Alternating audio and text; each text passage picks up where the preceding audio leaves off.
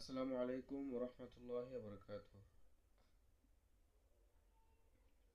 সম্মানিত দেশবাসী, আপনারা সবাই জানেন ইতিমধ্যে ইনকিলাব মঞ্চের সদস্যরা ওসমান হাদির হত্যার বিচারের দাবিতে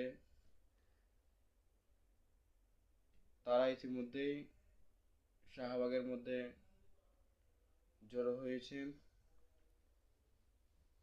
তাদের শুধু একটাই দাবি যে নির্বাচনের আগেই ওসমান হাদির বিচার প্রতিষ্ঠা করতে হবে। আপনারা সবাই জানেন তারা বেশ কয়েকদিন ধরেই শাহবাগের মধ্যে অবস্থান করছেন। আমি বলতে চাই, তাদেরকে এত কষ্ট দিয়ে লাভ কি? আপনারা সকল মিডিয়াকে সামনে নিয়ে, বিশেষ করে ডাক্তার ইউনূস,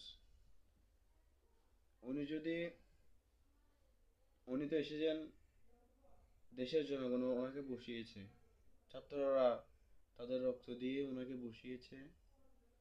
উনি যদি ছাত্রদেরকে যদি সান্ত্বনা দেন যে আমি হাদি হত্যার বিচার প্রতিষ্ঠা করব, তাহলে ছাত্রদের এত কষ্ট করতে হয় না। কিন্তু সেটা না করে পুলিশরা ছাত্রদের গায়ে হাত তুলছে। এখন আমার কথা হচ্ছে, যদি সুষ্ঠুভাবে, শান্তভাবে, স্বাভাবিকভাবে হাদি হত্যার বিচার না হয়, তাহলে আরেকটা ২৪ আবার অনুষ্ঠিত হবে। তাই আমি সবাইকে জানিয়ে দিতে চাই, হাদি হত্যার বিচার সুষ্ঠুভাবে হতে হবে। এবং সবাইকে বলতে চাই, যে যার জায়গা থেকে যেভাবে পারেন আপনারা আওয়াজ তুলুন। ইনশাল্লাহ হাদি হত্যার বিচার অবশ্যই হবে, এই দেশের মাটিতেই হবে।